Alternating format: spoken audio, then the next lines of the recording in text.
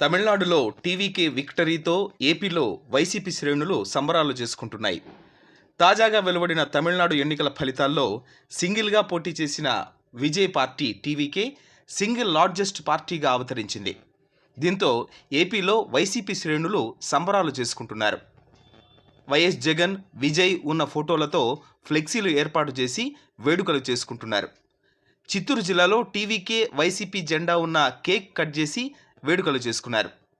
తాజాగా అనంతపురం నగరంలో కూడా విజయ్, జగన్ ఉన్న ఫోటోలతో ఫ్లెక్సీలను ఏర్పాటు చేశారు.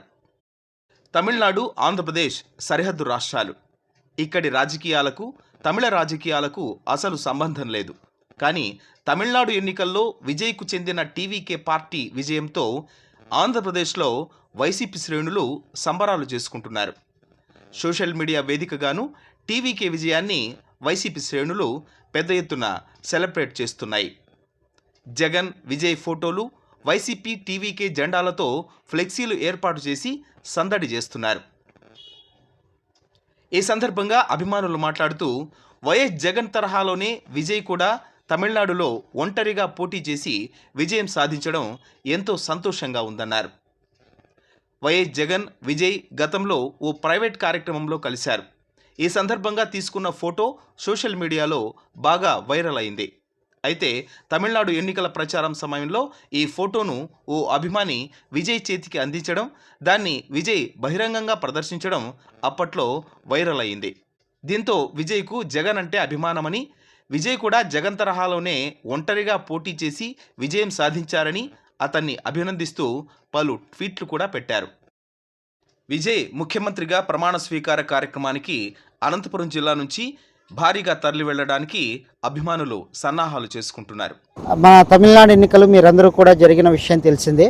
తమిళనాడు ఎన్నికల్లో మహామహులను సైతము మట్టి కరిపించిన విజయ్ గారు అంటే మాకు చాలా ఇష్టము. ఎందుకంటే అనేక మంది కూటాలుగా ఏర్పడినప్పటికీ కూడా విజయ్ అనే వ్యక్తి కేవలము 2 సంవత్సరాల్లోనే తన పార్టీని స్థాపించి నీతి, నిజాయితీ, నిబద్ధత కలిగి ఎన్నికల్లో ఒంటరిగా వెళ్ళడం జరిగింది. అంత మాత్రమే కాకుండా అతిపెద్ద మెజారిటీతో కూడా గెలవడం జరిగింది.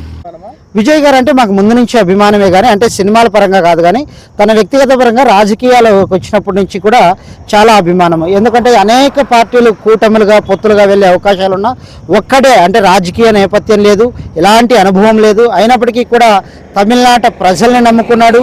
అక్కడ ఉన్నటువంటి అనేక మంది యవనస్తులు అతని వైపు దృష్టి సారించి కొత్త నాయకత్వానికి తెరలేపినట్లుగా చూస్తూ ఉన్నాం. మనం ఇక్కడ మనం ఆంధ్ర రాష్ట్రంలో కూడా 2024 ఎన్నికల్లో చూసినట్లయితే కేవలం ఒక్క జగన్మోహన్ రెడ్డి అనే వ్యక్తిని ఓడించడానికి అనేక మంది అంటే ఢిల్లీలో పెద్దలు సైతం కావచ్చు, ఆంధ్రాలో ఉన్న అనేక మంది కానీ కూటమిగా ఏర్పడి ఒక్కరిని ఓడించడానికి వచ్చారు. అలాగే విజయ్ గారు కూడా సింగిల్గా ఎన్నికల్లో వెళ్ళడం జరిగింది. అందుకని చెప్పి మాకు విజయ్ గారిని, జగన్ గారిని అక్కడ ఫోటో పెట్టడం జరిగింది. ఎందుకంటే ఇప్పుడు చూడండి మీరు, మన ఆంధ్రాలో కూడా అనేక మంది సినిమా నటులు వచ్చారు, ఫేమస్ స్టార్లు వచ్చినారు. తమిళనాడులో కూడా కమల్ హాసన్ గారు కావచ్చు, రజనీకాంత్ గారు కావచ్చు, వీళ్ళందరూ కూడా వచ్చారు. ఎవరు కూడా ఇంత ఇమేజ్ని సంపాదించుకొని ప్రజల్లో ఒక నమ్మకాన్ని సంపాదించుకొని ఒక రాజకీయాలను శాసించేంత స్థాయికి ఎదిగినట్లుగా ఎవరు కూడా మనం చూడలేదు. ఒక సీనియర్ ఎన్టీ గారిని చూసాం, ఆ తర్వాత జోసెఫ్ విజయ్ గారిని మాత్రమే చూస్తూ ఉన్నాం. తమిళనాడు రాజకీయాలు ఎందుకంటే స్పష్టమైన మ్యాండేట్ ఇచ్చారు అక్కడ ప్రజలు. డిఎంకే, అన్నా డిఎంకే ఇవన్నీ సీనియర్ పార్టీలు. జయలలిత గారి పార్టీ ఒకవైపు, కరుణానిధి గారి స్టాలిన్ పార్టీ ఒకవైపు. అయితే ఈ 2 పార్టీలను కాదని కొత్త దానికి ఛాన్స్ ఇచ్చారు, అక్కడ అవకాశం ఇచ్చారు. అయితే అక్కడ తమిళనాడు రాజకీయాలు చాలా దారుణంగా ఉన్నాయి. సింగిల్ లార్జెస్ట్ పార్టీగా 108 సీట్లతో విజయ్ గారు టీవీకే పార్టీ విజయకేతనం ఎగరవేస్తే, గవర్నర్ గారు బీజేపీ రాజకీయం చేస్తా తను చూపాల్సిన బలం అసెంబ్లీలో అయితే గవర్నర్ భవన్లో చూపించాలని తనను ప్రమాణ స్వీకారాన్ని అడ్డుకున్నట్లుగా చూస్తూ ఉన్నాం. ఫ్లెక్సీలు ఏర్పాటు చేయడం పట్ల ఏం లేదు, అది కేవలం అభిమానం మాత్రమే. సింగిల్గా వెళ్ళాడు, రాజకీయ నేపథ్యం లేదు, ఒక్కడే వెళ్ళాడు, ఢీ కొట్టాడు. అక్కడ అనేక మంది యూత్, ఆడవాళ్ళు. అయితే మేము ఇక్కడ విజయ్ గారిని కూడా కోరేది ఏంటంటే, ఆయన అనేక హామీలు ఇచ్చాడు.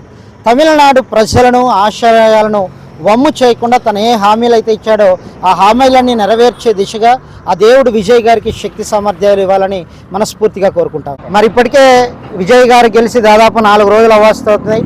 కానీ ఆయన ప్రమాణ స్వీకారం కోసం మేమందరం కూడా ఎదురు చూస్తూ ఉన్నాం. అక్కడ ప్రస్తుతం గవర్నర్ గారు విజయ్ గారి ప్రమాణ స్వీకారానికి ఆహ్వానించకుండా అడ్డుకుంటున్నారు. అయితే ఆయన ప్రమాణ స్వీకారం కోసం ఎదురు చూస్తున్నాం. అనంతపూర్ నుంచి కూడా కొంతమంది యవనస్తులతో మేమందరం కూడా కలిసి విజయ్ గారి ప్రమాణ స్వీకారానికి హాజరవ్వాలని ప్లాన్ చేస్తున్నాం. తదుపరి వివరాలు త్వరలోనే వెల్లడించడం జరుగుతుంది. హలో, అది బాబా ఫ్లెక్సీనా అండి?